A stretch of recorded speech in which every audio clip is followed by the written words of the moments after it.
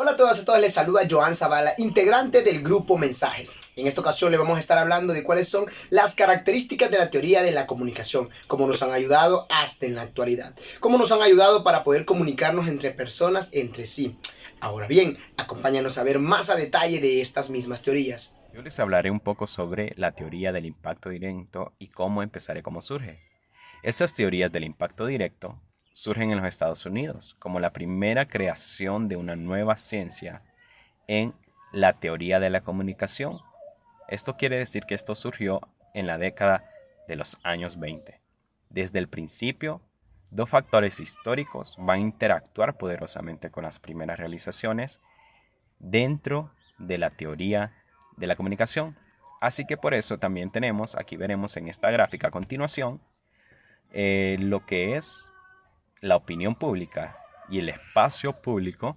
También veremos los procesos de formación de la opinión pública y veremos el concepto de la teoría y la teoría del impacto en la publicidad representada en esta gráfica.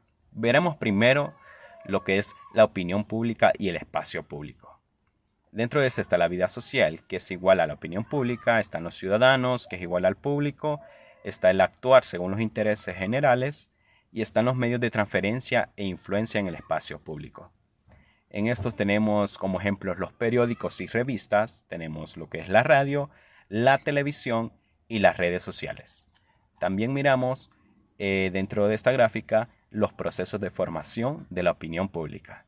Aquí tenemos lo que es la cognitiva, el mundo de la vida, entre comillas, el Satori, que estos son tres modalidades de procesos. O sea, como número uno tenemos lo que es el descenso de la cascada desde las élites hacia abajo.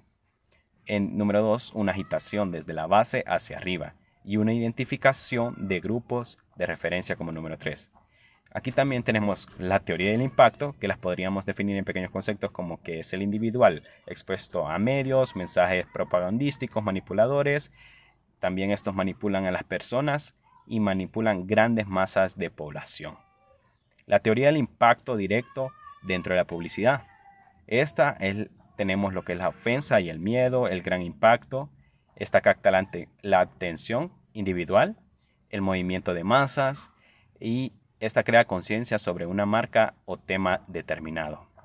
¿Qué podemos decir? En resumen, podemos decir que la teoría del impacto directo era y consistía en cada miembro por individual y de manera directa estaba expuesto al ataque de los medios de comunicación.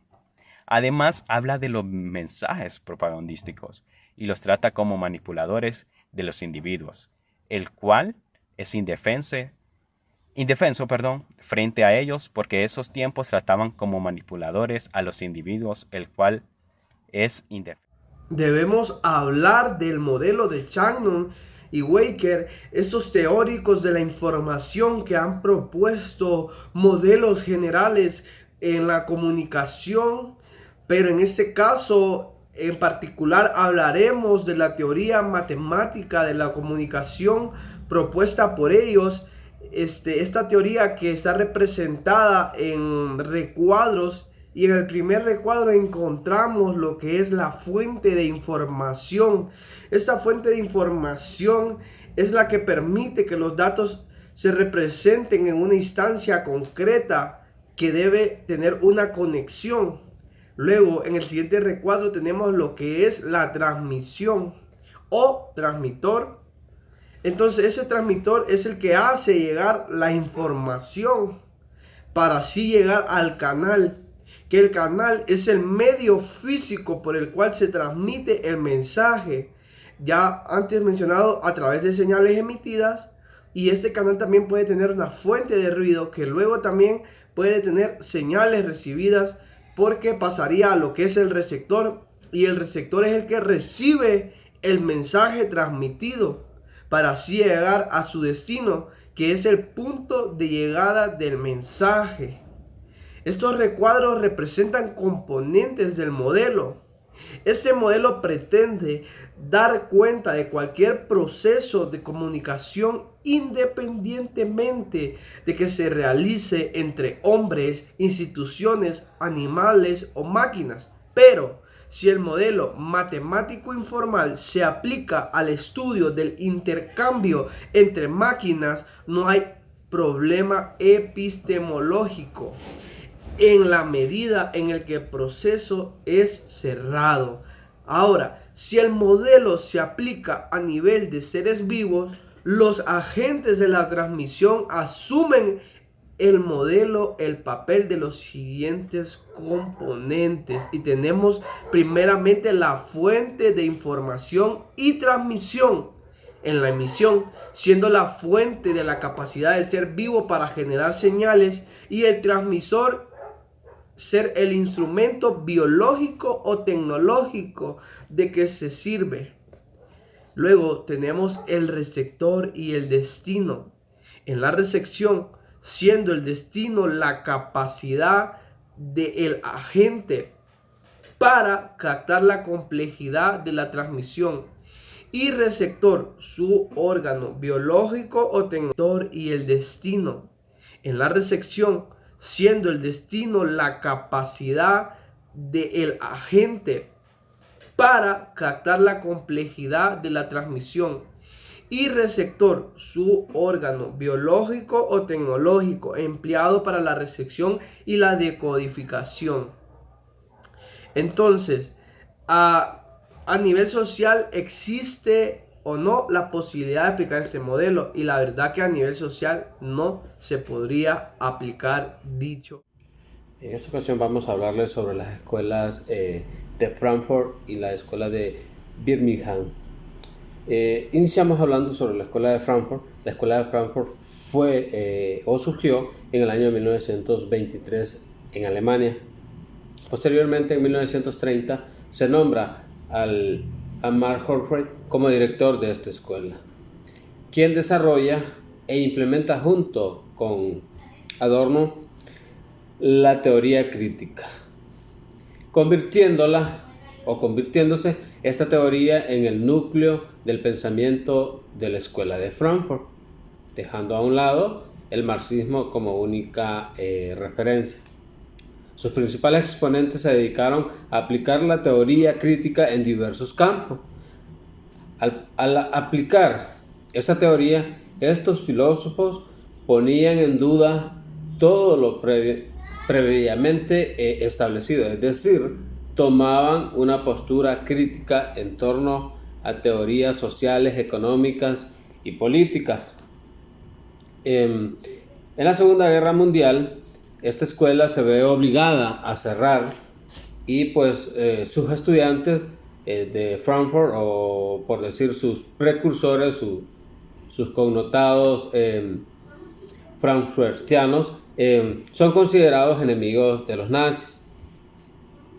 Se vuelve a dar una apertura en 1950 y se dedican a estudiar a la sociedad y al impacto que el consumismo ha tenido sobre esta. Es decir, explica cómo los comportamientos poco a poco van dejando de ver a las personas como individuos y los convierten en una industria cultural. Los medios de comunicación, y principalmente la industria del entretenimiento, convierten al humano en un potencial consumidor. Nada más que eso, desarrolla una mente rígida en el ser humano. El peligro que trae consigo la industria cultural es el hecho de que se cultive en las masas una serie de necesidades psicológicas falsas que solo pueden ser satisfechas por los productos del capitalismo. Y hablando propiamente dicho de la escuela de Birmingham, esta escuela se funda en 1964. Su origen viene de una pequeña ciudad cerca de San Francisco, también conocida como Colegio Invisible. Este tipo de escuela surge como una respuesta a la problemática de la comunicación, en el cual se centra en la defensa de que las relaciones sociales son establecidas directamente por sus participantes como sujetos que interactúan. Por ende, se le denomina la base de toda relación personal. La importancia de la escuela Palo de Alto en el desarrollo de las teorías de la comunicación Es destacada por algunos autores, como por ejemplo Valverde. Este tipo de teorías se da entre las décadas de los 50 y los 60, donde el mundo era controlado por dos potencias. Estamos hablando de Estados Unidos y la URSS, en el cual estaba el tema de la llamada Guerra Fría. Ahora les voy a hablar sobre la teoría de la dependencia. Como su nombre lo dice, es el enfoque de la dependencia, donde una teoría elaborada entre 1960 y 1970, frente a la situación de un estancamiento socioeconómico latinoamericano debido que existía en el siglo XX, como una respuesta a la teoría de la industrialización de la economía económica para América Latina y Caribe, que es la CEPAL, y a la teoría de desarrollo. Dice de que la dependencia utiliza dos tipos, en el cual se le llama dualidad, el cual involucra a la metrópoli satélite para exponer que la economía mundial posee un diseño desigual y perjudicial para los países no desarrollados, a los que se les ha asignado un rol de subordinación de producción de materias con bajo valor, agregado en tanto a las decisiones fundamentales y los mayores beneficios se realizan en los países centrales. ¿Qué nos quiere dar a entender esta teoría de la dependencia? Es una comparación que se da entre cuando dice al bajo valor agregado, estamos hablando de la economía baja, en comparado al sector donde existe un alto valor agregado, donde predomina más la riqueza. También les voy a hablar sobre la corriente latinoamericana. Este tipo de corriente, entre 1900 y 1945, se da una fase clásico-humanista. Es estudiada la comunicación desde una percepción filosófica empirista. ¿Qué nos quiere dar esto a entender? Que, como su nombre lo dice, una corriente, se van dando diferentes conceptos sobre la teoría, en el cual predominan diferentes corrientes. En 1950, se da la experiencia precursora en latinoamericana, donde en Bolivia surge la radio minera. En 1976, el concepto sobre la teoría, en el cual predominan diferentes corrientes. En 1950, se da la experiencia precursora en latinoamericana, donde en Bolivia surge la radio minera. En 1976, existe la primera conferencia intergubernamental sobre políticas nacionales.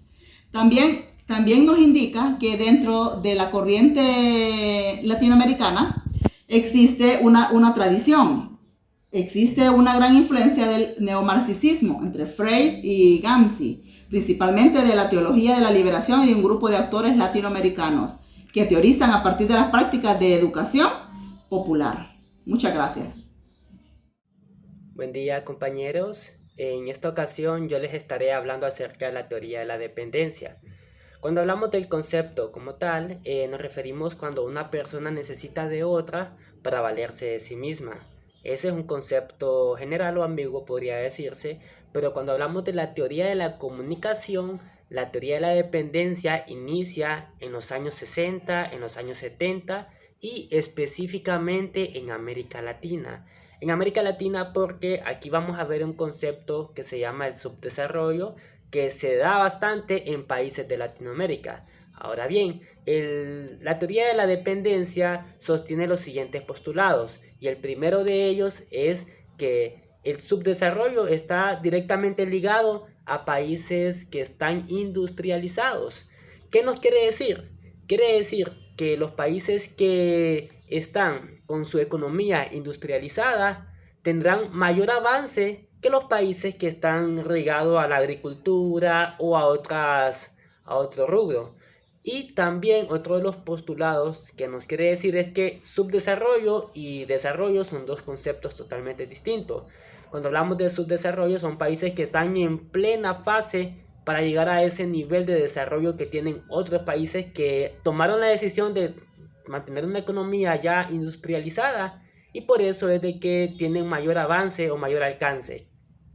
La dependencia no se limita a la relación entre países, sino que también crea estructuras internas en las sociedades. Este es un concepto que nos daban en 1990 también.